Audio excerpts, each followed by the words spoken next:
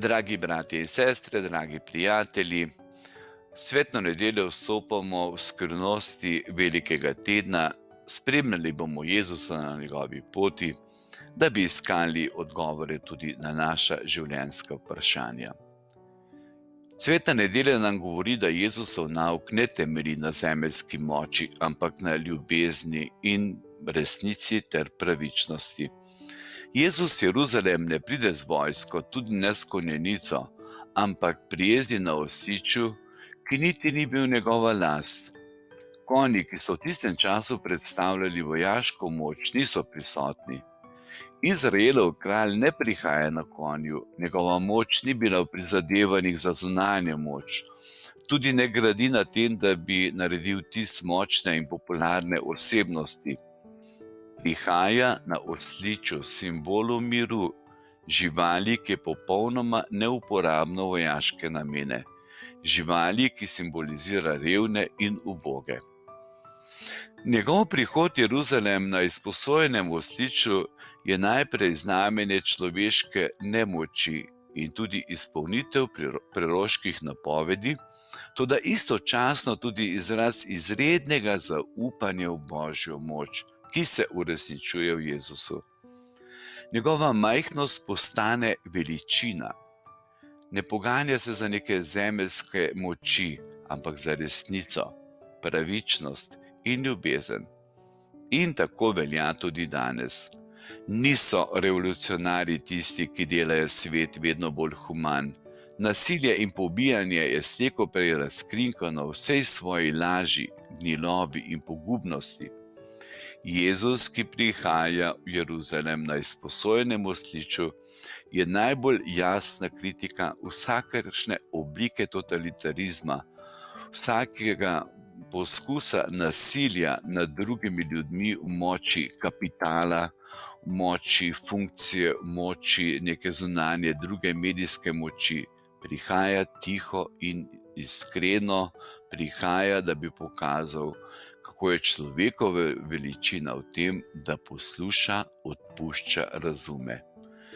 Če bo vse naše delovanje imelo svoj temelj moči, nemoči, in če nas bo prav to vodilo k njemu, potem bo v nas več prostora za žarke velikonočnega jutra, potem bo naš pogled ne samo neko kratkoročno prilagajanje stališča, ampak zares vizija, ki prinaša upanje in odpira širša obzorja našega bivanja. Moč nemoči se kaže v odpuščanju in ne obsojanju ter temeljnem spoštovanju drugačnosti in različnosti. Ne obsojanje, ne žalitev, ne poniževanje, ne izključevanje. Vse to je daleč, daleč od evangelija in daleč od Jezusove poti. Kristjan se zaveda, da nima nobene moralne pravice obsojati drugih. Nima pravice, da bi se imel za boljšega ne od Juda Iškariota, ne od Pilata in ne od povprečnega jeruzalemskega človeka, ki skupaj z drugimi zahteva Jezusovo smrt. Kdor si odkrito pogleda v srce, mora reči, da mu nič človeškega ni tuje. Ne Judovo izdajstvo, ne strah apostolov, ne Petrova zatajitev, ne čredništvo jeruzalemskih prebivalcev, ne Pilatov cinizem in karierizem in ne predizništvo judovskih veljakov.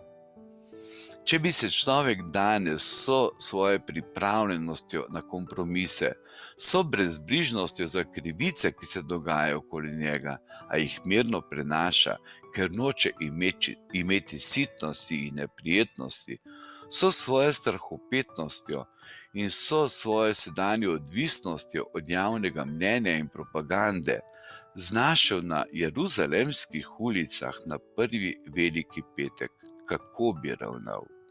Iskreno vprašanje pomeni nov korak odprtosti za odrešujoče sporočilo velikega tedna. Veliki teden pa nam govori tudi, da je potrebno zaupati tudi takrat in še posebej takrat, ko se zdi, da je Bog daleč, da je morda vsega konec. O tem nas hoče poučiti molk velike sobote. Šel je v predpekel. Morda noben del vere ni tako tuj sodobnemu človeku, kot prav ta, ki se liturgično povezuje z veliko soboto. Toda ali ni posebej značilen za naš čas, ali ne izraža na eminenten način izkušnje našega stoletja, je zapisal kardinal Ratzinger, papež Benedikt XVI. Na veliki petek je naš pogled usmerjen na križanega, velika sobota pa je dan, ko je Bog mrtev, dan, ki s posebno govorico že anticipira, napoveduje težko izkušnjo sodobnega človeka, ko se zdi, da je Bog odsoten, kot da je še vedno v grobu, kot da iz tega groba ne bo vstal in spregovoril človeku, kot da o njegovi eksistenci sploh ni več vredno govoriti, da je preprosto potrebno pozabiti na samo vprašanje o Bogu, ga izključiti iz človeške zavesti. Ta molk napoveduje težko izkušnjo, ki jo opiše Nietzsche v znanem stavku: Bog je mrtev in mi smo ga umorili. Molk velike sobote nas na svoj način spominja na dogodek iz Markovega evangelija, ki govori o viharju na morju, ko je bil Jezus na krmi in spal na blazini. Ali pa morda oni odlomek, ko se Jezus sreča z učencema na poti v Emaus. Razočarana učenca se pogovarjajo o tem, kako so umrli vsi upi. Njuno doživljanje je nosilo neko izkušnjo smrti Boga, ali morda bolje odsotnosti Boga. Nekdo, ki je bil poslan od Boga, je umrl. Ostaja samo še popolna praznina, tako se zdi na veliko soboto. Toda medtem, ko učenca govorita o izničenju vseh njunih upov, ko sta tako zagledana na svoje razlage, sta nesposobna odkriti Boga, odkriti, da On, živo upanje, hodi pred njima in z njima. Nista bila sposobna odkriti te drugačne govorice o Bogu. Velika sobota nas na izviren način spominja, da ne samo Božja govorica, ampak tudi njegov molk spada k krščanskemu razodetju.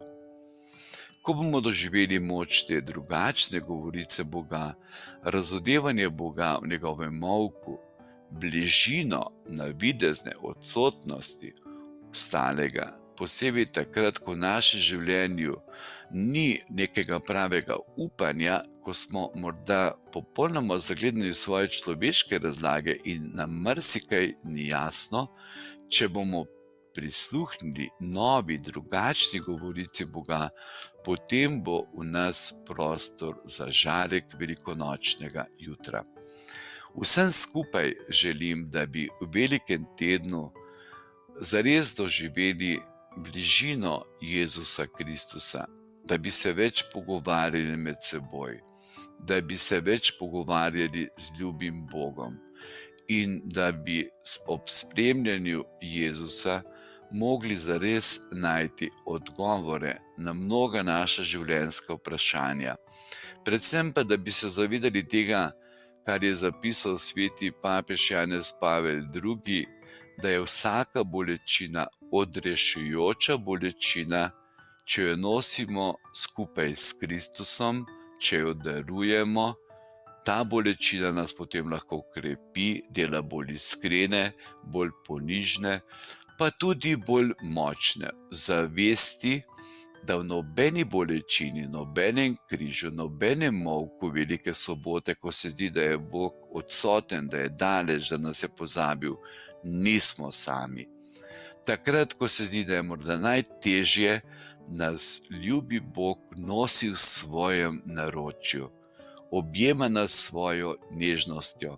Kot je papež Frančišek večkrat zapisal v pismu z očetovskim srcem, nismo prepuščeni sami sebi, imamo svetnike, imamo naše priprošnike pri ljubem Bogu, predvsem pa je ljubi Bog Bog nežnosti, miline, odpuščanja, novega upanja, tudi preko stiske, trpljenja in križa, ali morda še posebej na ta način nas Gospod odrešuje.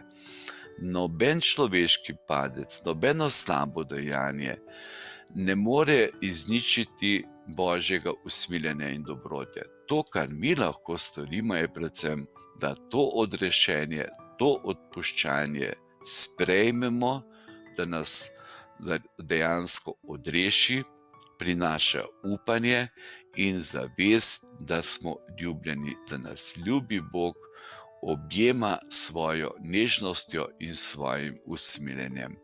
Želim vam lep in blagoslovljen veliki teden.